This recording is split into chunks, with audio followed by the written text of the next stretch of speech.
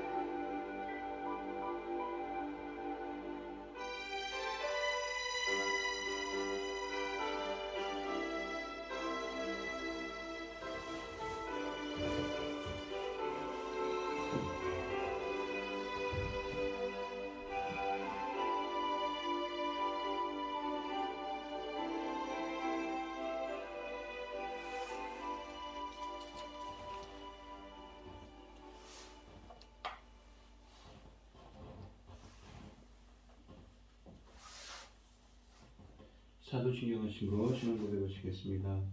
전능하사 천지를 만드신 하나님 아버지를 내가 믿사오며 그 외아들 우리 주 예수 그리스도를 믿사오니 이는 성령으로 잉태하사 동정녀 마리아에게 나시고 본디오 빌라도에게 고난을 받으사 십자가에 못 박혀 죽으시고 장사한 지 사흘 만에 죽은 자 가운데서 다시 살아나시며 하늘에 오르사 전능하신 하나님 우편에 앉아 계시다가 저리로서 산자와 죽은 자를 심판하러 오시리라. 성령을 믿사오며 거룩한 공예와 성도가 서로 교통하는 것과 죄를 사하여 주시는 것과 몸이 다시 사는 것과 영원히 사는 것을 믿사옵나이다. 아멘. 찬송가 446장입니다.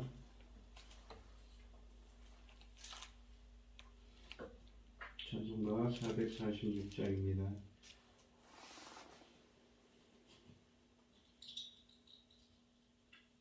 주 성에는 참 기쁨 없도다.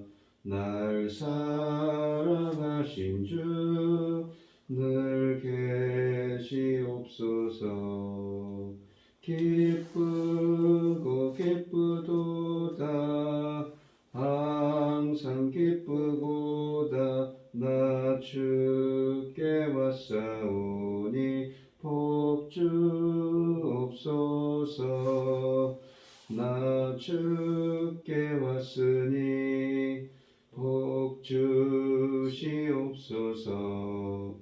주 함께 계시면 큰 시험 이기네.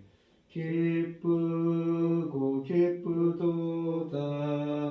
항상 기쁘도다. 나 주께 왔사오니 복 주옵소서.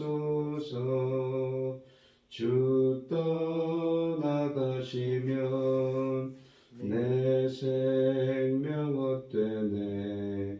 기쁘나 슬플 때 늘 계시옵소서. 기쁘고 기쁘도다. 항상 기쁘도다.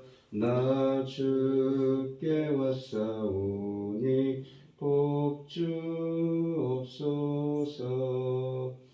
그 귀한 언약을 이루어 주시고 주 명령 따를 때 늘 계시옵소서. 기쁘고 기쁘도다. 항상 기쁘도다.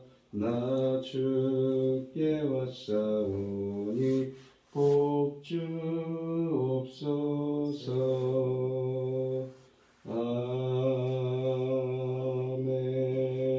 아멘. 오늘 함께 하실 하나님의 말씀은 출애굽기 4장 1절로 17절 말씀입니다. 출애굽기 4장 1절로 17절 말씀입니다. 구약성경 86쪽에 있습니다. 교독을 하도록 하겠습니다. 제가 먼저 읽겠습니다. 모세가 대답하여 이르되 그러나 그들이 나를 믿지 아니하며 내 말을 듣지 아니하고 이르기를 여호와께서 네게 나타나지 아니하셨다 하리이다. 여호와께서 그에게 이르시되 내 손에 있는 것이 무엇이냐? 그가 이르되 지팡이니이다. 여호와께서 이르시되 그것을 땅에 던지라 하시매 곧 땅에 던지니 그것이 뱀이 된지라. 모세가 뱀 앞에서 피하매 여호와께서 모세에게 이르시되 내 손을 내밀라 그 꼬리를 잡으라. 그가 손을 내밀어 그것을 잡으니 그 손에서 지팡이가 된지라.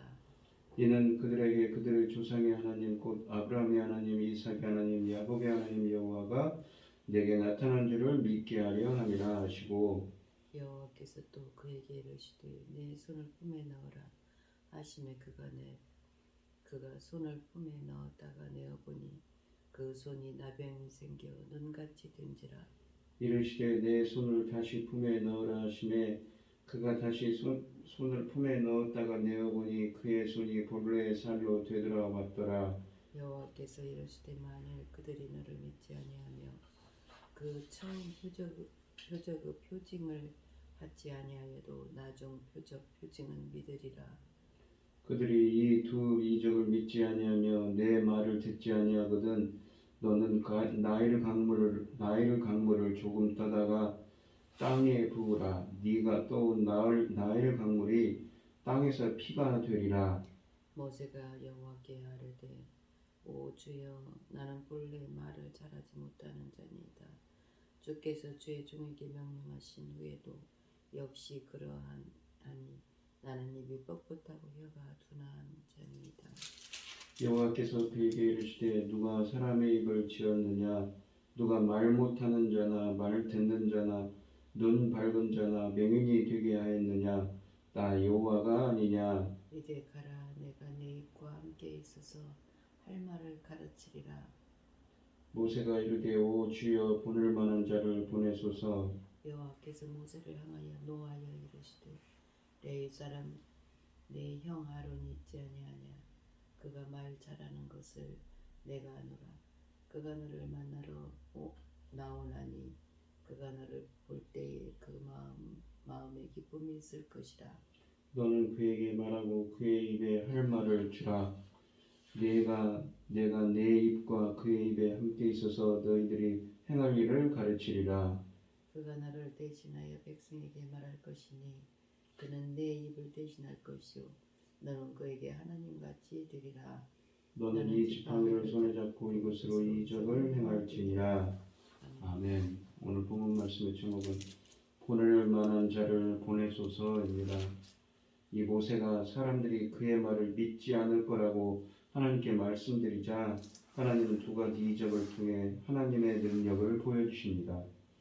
만약 이 두 가지 이적에도 이스라엘 백성들이 믿지 못하면 물이 피로 변하는 기적도 보여주라고 하십니다.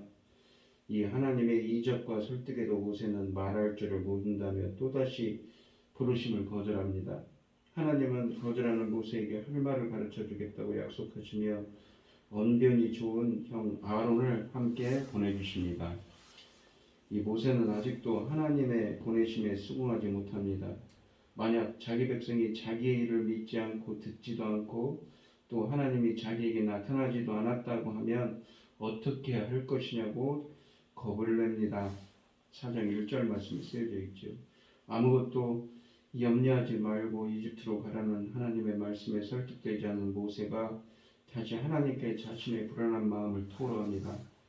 모세의 문제제기는 이번이 세 번째인데 그의 말을 한마디로 요약하면 이스라엘 백성에게 거부당할까 두렵습니다 입니다. 하나님의 이름과 그분의 계획에 대해 상당히 자세하게 알게 되었음에도 모세에게는 여전히 이 일을 감당할 수 있다는 확신이 없는 것입니다. 심지어 그와 함께하리라는 하나님의 약속도 그를 안정시키지 못했습니다. 모세는 심리적으로 매우 위축된 사람이었습니다. 미디안에서 지낸 지난 4년의 광야 생활이 그를 이렇게까지 바꾸어 놓았던 것이지요. 모세의 논리에 의하면 하나님의 이름을 안다는 것도 그분이 보낸 사람이라는 증거로는 불충분했습니다. 즉 그는 하나님과 그분의 계획에 대한 지식을 가진 것만으로는 이집트에 있는 이스라엘 백성에게 충분한 신뢰를 얻어낼 수 없다고 생각하는 것입니다. 모세는 사역을 시작하기도 전에 불가능하다며 포기하고 있습니다. 그의 이 비관적인 반응은 처절한 패배감을 맛본 한 인간의 발버둥이기도 합니다. 모세가 이렇게 단정짓는 것은 이집트에서 기세등등하게 다니던 때로부터 세월이 너무 많이 지났기 때문에 이제는 자신이 잊힌 존재가 되어 아무도 기억하지 못할 것이라는 의미일 수도 있고 설령 기억하더라도 별로 신뢰하지 않을 것이라는 의미일 수도 있습니다. 아마도 히브리 노예의 누가 너를 우리를 다스리는 자의 재판관으로 삼았느냐라는 말이 평생 그를 괴롭혔던 것 같습니다. 믿지 아니하며에서 믿다의 이 아만이라는 히브리 동사는 믿다, 신뢰하다, 이 지지하다라는 의미입니다. 이 아만 동사는 이 본 문맥에서 5번이나 사용되었습니다. 모세와 백성 그리고 하나님 사이의 서로의 신뢰가 그만큼 중요하다는 것을 의미합니다. 이러한 모세의 의구심에 하나님은 표적들을 주심으로써 응답하십니다. 이 표징이라고 되어 있는 히브리어 오트는 믿게 하기에 주신 증거들입니다.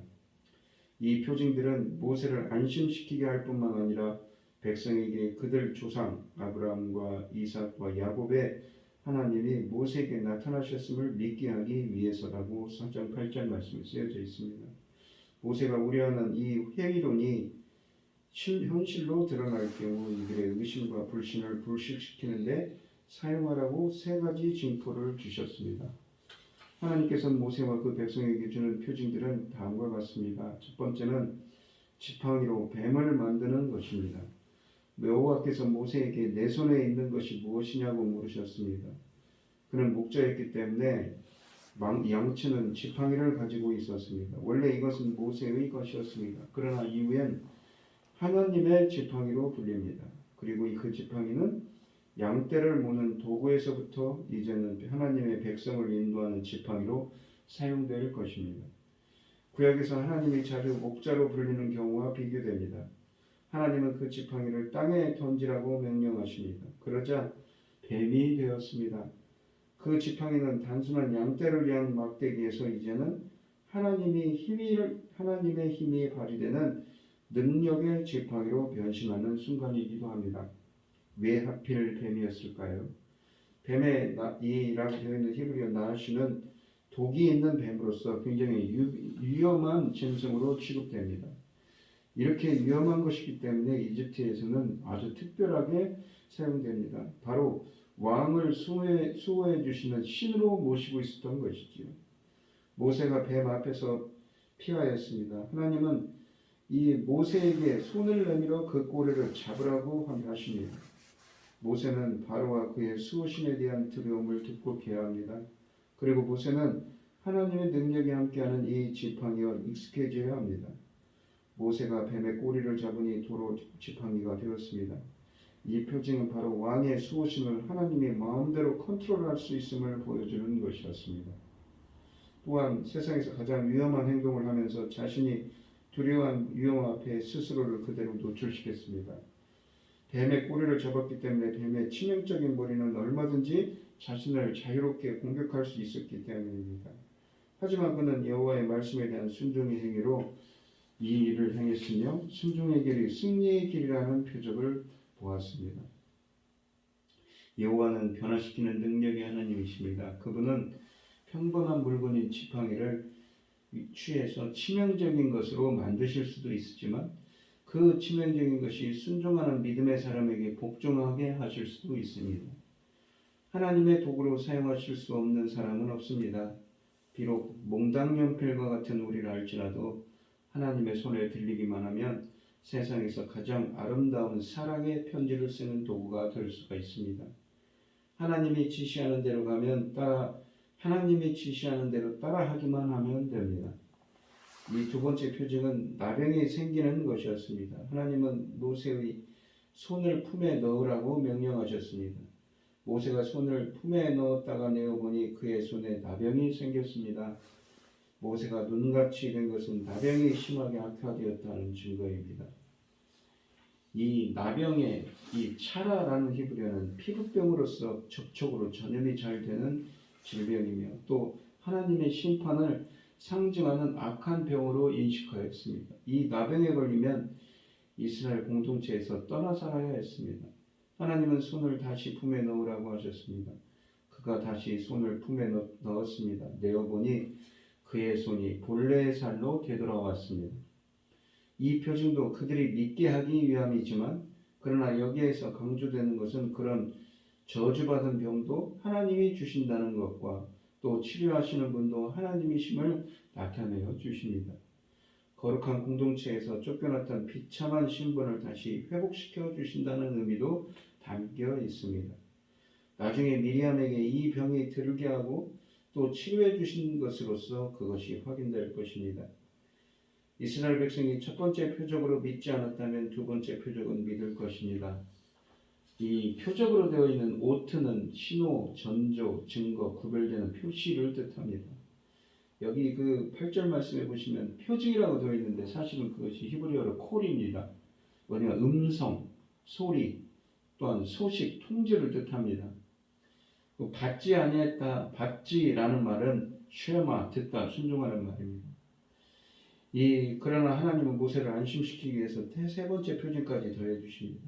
나일 강물을 떠서 땅에 부으면 그 물이 피가 될 것이라고 하셨습니다. 이것도 그들을 믿게 하기 위한 표적이지만 또한 특별한 의미가 부여되어 있습니다. 나일 강물은 이집트인들에게 생명과 같은 것입니다. 그래서 그들은 그 강은 하피라는 신으로 섬겼습니다. 그 물이 피로 변했다는 것은 그 신이 죽었음을 의미합니다. 이것은 하나님이 이집트의 모든 신들보다 더 크심을 보여주는 것입니다. 이스라엘 백성은 이 세 번째 표적을 보고는 믿을 것입니다. 이상의 이 표적들은 초자연적인 것입니다. 이것을 통하여 이스라엘 백성은 모세를 신뢰할 것이고 또 그를 보내신 여호와 하나님을 신뢰할 것입니다. 많은 이적을 체험하고도 모세는 소명을 받아들이기 주저합니다.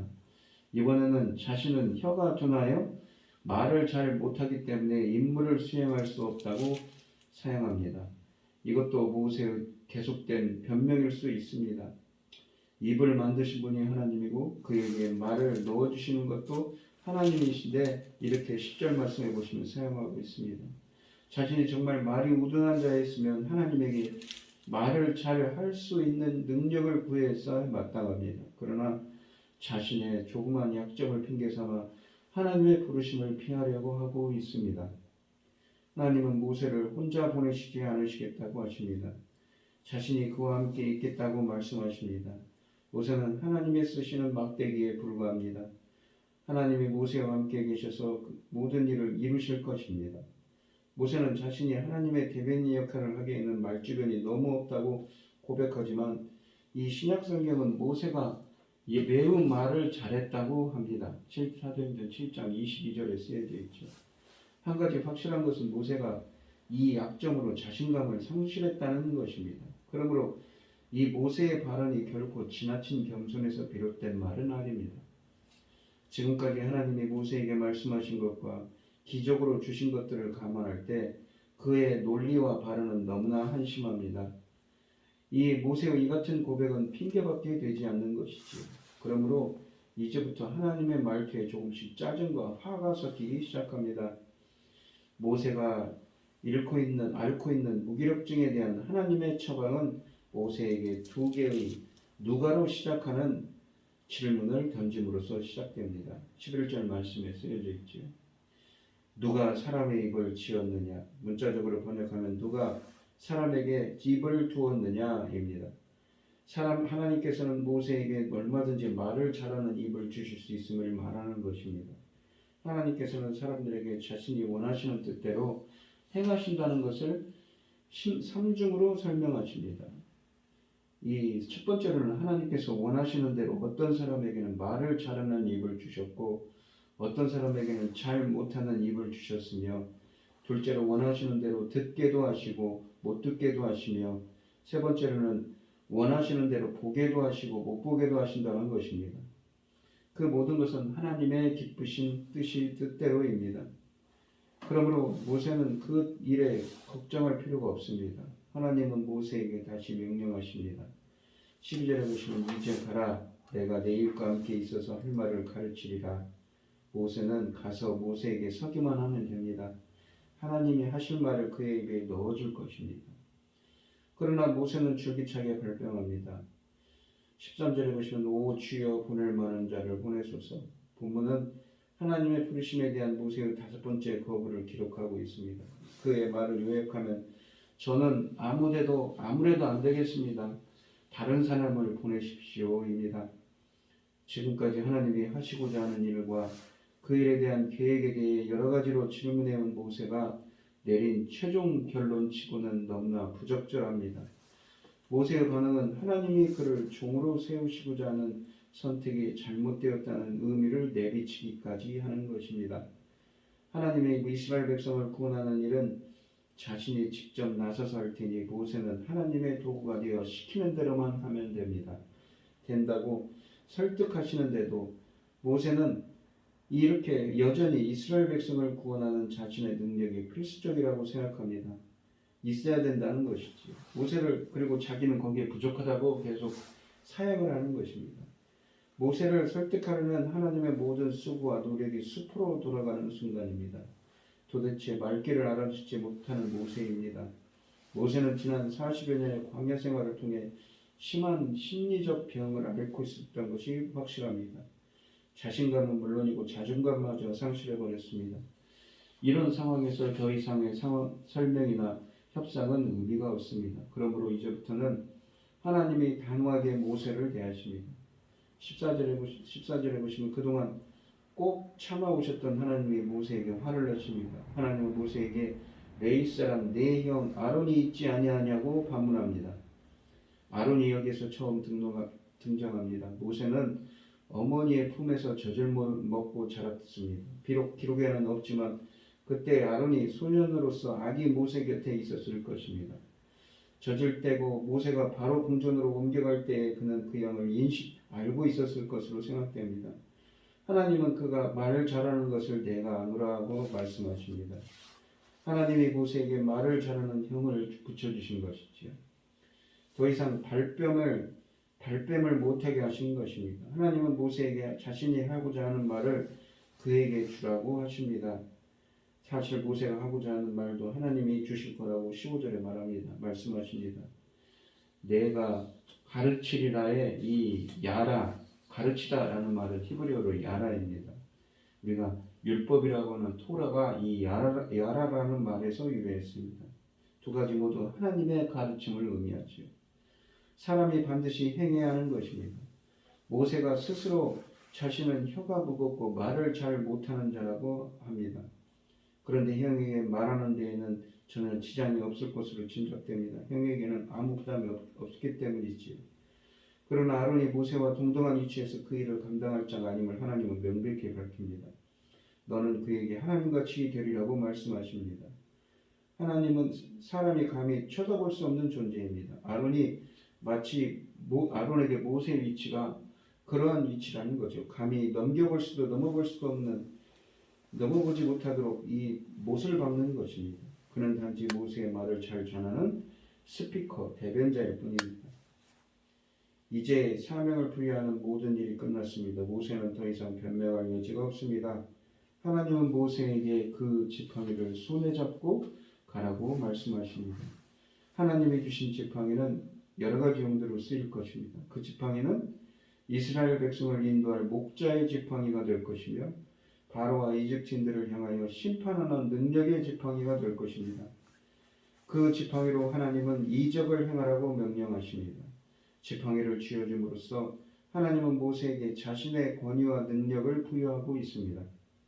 하나님이 입에 부어주실 말씀이 있고 하나님의 능력이 발휘될 지팡이를 가진 모세는 이제 큰 나라 이집트를 향하여 갑니다. 그는 능히 바로를 굴복시키고 하나님의 백성 이스라엘을 해방시킬 것입니다. 하나님께서 모세의 지팡이의 기적을 통하여 우리에게 주시고자 하는 교훈은 여러 가지. 우리가 소유하고 있는 능력이 매우 하찮고 보잘것없는 것이라 해도 하나님께서는 그러한 것들을 사용하셔서 우리로 하여금 가장 오묘하고 영광스러운 하나님의 일을 수행하게 한다는 것입니다. 이 사도 바울도 고린도전서에서 고린도 사람들에게 보내는 편지에서 하나님께서 자신의 사역을 수행하기 위한 도구로서 어떠한 사람을 선택하시는가 하는 것을 말해주고 있습니다. 고린도전서 1장 26절로 27절을 보시면 육체를 따라 지혜 있는 자가 많지 아니하며 능한 자가 많지 아니하며 문벌 좋은 자가 많지 아니하도다. 그러나 하나님께서 세상에 미련한 것들을 택하사 지혜 있는 자들을 부끄럽게 하려 하시고 라고 말씀하십니다. 이러한 원리는 하나님께서 인간을 그의 사역의 도구로 쓰시고자 할 때 항상 잘 적용하시는 원리입니다. 본문으로 돌아와서 이러한 사실을 살펴보도록 해보면 모세가 불타는 가시떨기나무 앞에 섰던 날 그가 손에 쥐었던 지팡이는 어떤 가치가 있었습니까? 그것은 양떼를 돌볼 때 사용하던 목자의 지팡이에 불과한 것으로서 그 지팡이 자체로는 별 의미가 없었습니다. 그러나 그러한 지팡이가 능력의 하나님과 만났을 때 반석을 가르고 홍해를 가르는 능력의 지팡이로 변했던 것입니다. 우리의 삶도 이 지팡이와 같습니다. 우리가 진실로 유용한 사람이 되고자 한다면, 또한 우리가 진정으로 어떤 큰 일을 성취하고자 한다면 우리는 우선 무엇보다도 먼저 하나님과의 진정한 만남을 가져야 합니다. 모세처럼 불타는 가시떨기 나무 앞에 서서 하나님의 음성을 듣고 그분의 소명을 받아들여야만 합니다. 우리가 이렇게 할 수 있을 때까지는 우리의 삶은 단지 보잘것없는 하나의 지팡이에 불과합니다. 우리는 약한 자를 들어 강한 자를 부끄럽게 하시는 하나님의 원리와 그 원리의 실제적 적용인 모세의 지팡이에 대한 하나님의 기적에 대해 살펴보았습니다. 이제 우리는 평범한 일상 속에서 역사하시는 하나님을 알게 될 것입니다. 알게 될 것입니다. 이러한 의미에서 하나님께서는 모세에게 말씀하신 내 손에 있는 것이 무엇이냐라는 질문을 오늘 우리들에게도 주시는 것으로 생각할 수 있습니다. 비록 보잘것없는 지팡이이지만 당신의 도구로 써주실 때 능력의 지팡이가 될 수 있나이다 라고 담대히 우리는 대답해야 할 것입니다. 지팡이는 사명을 의미합니다. 사명자가 사명을 버릴 때는 자신과 사람을 쏘는 뱀이 되지만 하나님을 믿는 믿음으로 사명을 감당할 때 홍해를 가르고 반석에서 생수를 냈던 지팡이처럼 하나님의 놀라운 능력을 나타내는 신실하고도 위대한 종들이 우리는 될 수 있는 것이지요. 하나님의 능력은 그래서 주문이나 요술이 아닌 순종을 통해 나타납니다. 지팡이가 뱀으로 변했다가 다시 지팡이가 되고 손에 나병이 생겼다가 없어지는 이적은 결코 모세의 능력으로 된 것이 아닙니다. 하나님은 이적을 통해 먼저 모세에게, 그리고 모세의 이적을 통해 이스라엘 백성들과 바로에게 하나님의 말씀을 믿고 받아들이게 할 것입니다. 하나님의 능력은 내 능력과 소유에 상관없이 하나님의 말씀에 순종할 때 나타난다는 사실을 잊지 말아야 합니다. 부족한 저를 통해서도 일하시는 하나님께 제게 있는 것으로 항상 그 능력의 지팡이로 쓰임받는 순종의 종이 되게 해달라고 이 시간 기도하며 나아가는 우리 성도님들이 되시기를 바랍니다. 기도하겠습니다. 하나님 아버지 감사합니다. 오늘 주신 하나님의 말씀에서 모세는 40년의 이 광야 생활로 무척 자신감도 떨어지고 할 수 있다는 마음도 없습니다. 하지만 그런 하나님께서 들어 쓰십니다. 그의 등을 떠밀듯이 하십니다. 네 입에, 자기는 말을 못한다고 할 때 네 입에 할 말을 주겠다. 말 잘하는 아론도 붙여주십니다. 지팡이가 능력의 지팡이로 쓰임받을 수 있게 해주신다고 하십니다. 우리는 부족하고 연약하지만 하나님께서 능력의 지팡이로 임해주실 때 우리는 온전히 하나님의 일을 할 수 있습니다. 저희들이 하나님의 일을 잘 감당하기 위해서는 하나님의 능력의 지팡이가 필요하지요. 저희들에게도 하나님의 지팡이가 임하게 해주시고 순종의 종으로서 하나님의 일을 잘 감당할 수 있도록 저희들에게 역사하여 주시옵소서. 이 모든 말씀 거룩하신 예수 그리스도의 이름으로 기도드리옵나이다. 아멘. 주기도 문하심으로 오늘의 예배를 마치겠습니다. 하늘에 계신 우리 아버지여, 이름이 거룩히 여김을 받으시오며 나라의 마옵시며 뜻이 하늘에서 이룬 것 같이 땅에서도 이루어지이다. 오늘날 우리에게 일용할 양식을 주옵시고 우리가 우리에게 죄 지은 자를 사하여 준 것 같이 우리의 죄를 사하여 주옵시고 우리를 시험에 들게 하지 마옵시고 다만 악에서 구하옵소서. 대개 나라와 권세와 영광이 아버지께 영원히 있사옵나이다. 아멘. 오늘 주신 말씀 가지고 함께 기도할 때에요, 먼저는 이 능력의 하나님의 주시는 하나님의 지팡이, 하나님의 능력의 지팡이로서 하나님의 일을 잘 감당하는 우리들이 되게 해달라고, 순종의 종이 되게 해달라고 간절히 기도하며 나아가시고, 코로나로 어려움을 겪는 분들 많이 계신데 나라를 위해서 또 코로나가 하루빨리 안정화되기 위해서 기도해 주시고, 우크라이나 같은 곳에서는 아직도 많은 민간인들이, 아이들부터 부유자들, 힘없는 사람들이 희생당하고 있다고 합니다.